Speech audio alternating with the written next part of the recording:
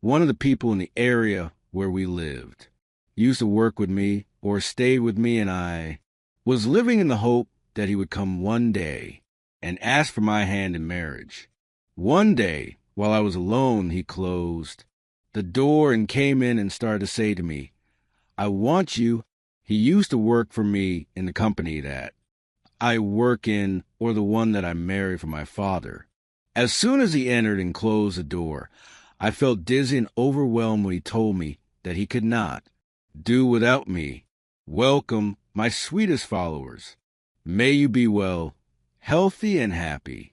Today's story is the story of Maida, who sent her message to the channel and said, "Please, guys, what should I do about my problem?"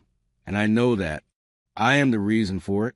I am a girl who lived for a period of time in my father's life with a husband who I was not afraid of and divorced. And he went on his own, and I went on my own, and my father, may God have mercy on him, passed away, and I held on to his company, was with company, and I understood everything, and I started to operate it, and I had a group of workers and craftsmen working with me.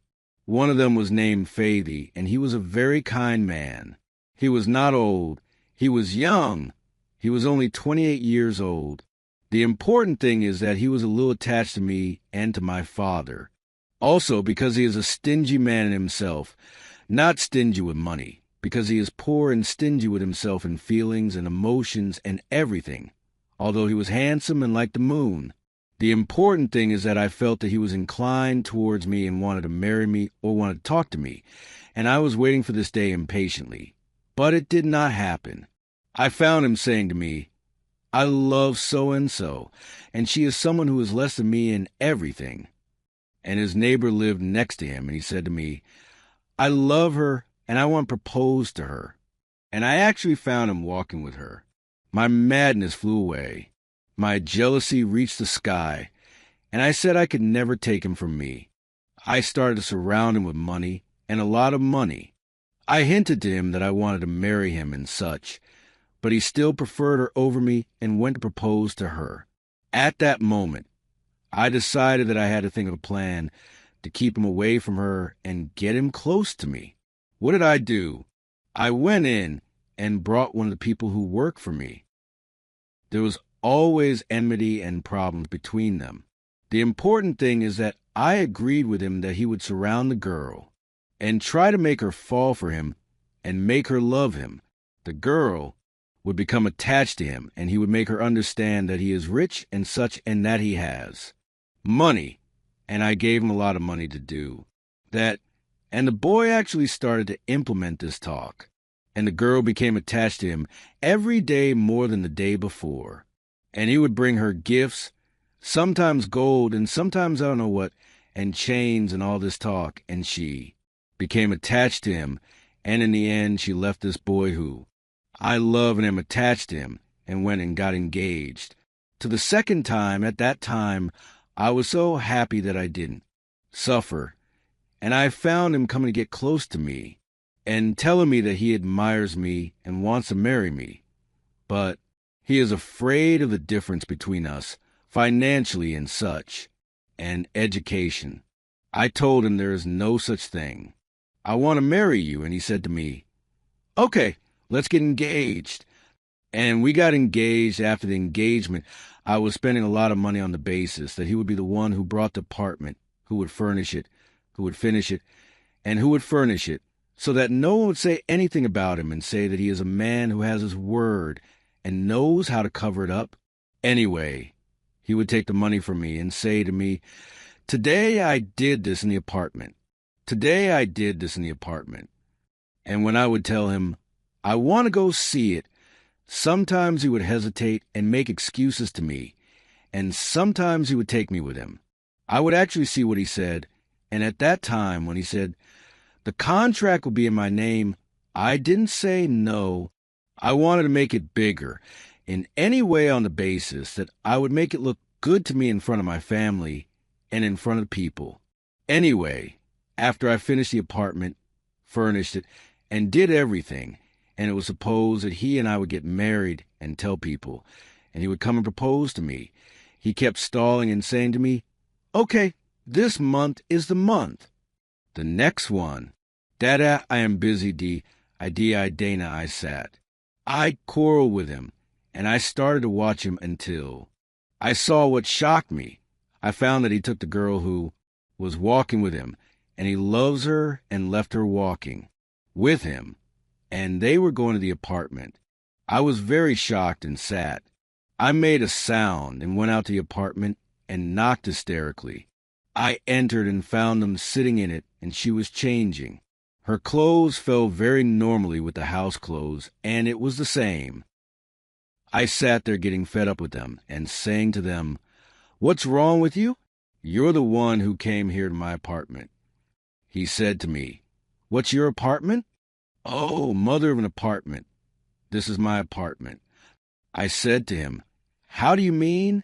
My apartment? How can you say this? You know that it's mine and the money is mine." He said to me, "The contract is mine." Oh, Fele, did you think you would know how to laugh at me and make me look bad at my beloved friend, who is my lifelong friend? If we had problems at work, he would never come and laugh at me. He came to me and told me about everything I agreed with him on and the things you told him about, and I told him to run with her and do all this to her, so we can teach her a lesson she will never forget. I said to him, "So you guys agreed on me?" He said to me, "Of course I did. I left her and my friend went and proposed to her. But I was the one who actually proposed to her. I mean, we were letting you see them together. At the time, we wanted you to see them together like this. The important thing is that he did not propose to her or anything, and I was the one who proposed to her, and I did not leave her, and all this talk and all the money that I withdrew from you was revenge on you for thinking this way. I prepared this apartment that was on your account, and I took it, furnished it, and did everything, and I will take you where. If you try to get me out of it," I told him, "I will not go out and do not come to work again." He said, "No, work. Do not worry about the money that I took from you to build an apartment and a project. That is enough. I took what I wanted. I do not want you, nor do I want a job with you, nor do I want anything. My wife is with me, thank God, and she is pregnant as well. She did not congratulate us." I went down, and I was collapsing and crying, and I feel that what I am living in is like a movie that can be told like this. People watch it, but it is not real at all. I am living it, of course. I feel that I am living in a nightmare, and my tears do not leave me day and night, and I do not go to work or go out from home, and I am very depressed. I feel that I am lost, and he laughed at me.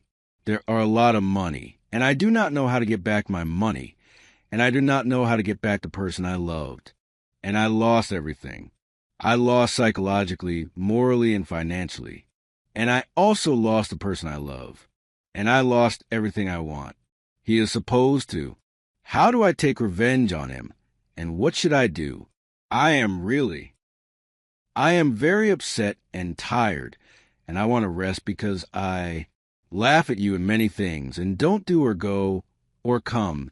It's like the proverb says, what if you come to catch him? He will catch you. You tried to take him from the girl and send her. Someone and open it. So God returned you to you and let the magic turn on the magician. And you are the one who paid the price for your devilish thinking and criminal planning. So don't give yourself a hard time. Yes, okay, laugh. You have a lot of money. But this was as it was. He told you that you are paying the price for your company and bad intentions by disgracing an innocent person who has no sin in life except that the person you love loved her and became attached to her.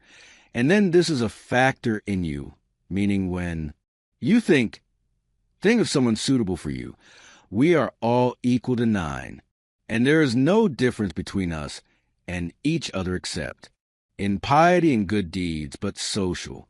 Things are very important in the society, and it is necessary the person you are thinking of getting involved with is suitable for you financially, socially, culturally, and everything, and you, anyway, You learned, and one doesn't learn for free. Be patient, and God willing, will provide you with what is suitable for you and really deserves it. And forget about the subject, as if it's a page behind your back. Throw it away and live your life. And with the money you made, you can make many times more. But focus on your work and expand your mind. From everything that happened, God willing, the followers will respond to you when we show the video on the channel. And with that, my sweetest and most beautiful followers in the world, our episode has ended. I hope that if you liked it, support me by liking and subscribing to the channel and activate the bell so that you receive everything new. I hope you learn the word everyone so that you get a notification when the episode is removed. This woman is a very strange woman, a woman who was planning evil, and evil turned on her and is coming now upset and saying that she is oppressed, and I don't see her as oppressed at all. On the contrary, she is more oppressive than oppressed. Waiting for your comments on this video, and tell me in the comments whether she is oppressed or oppressed.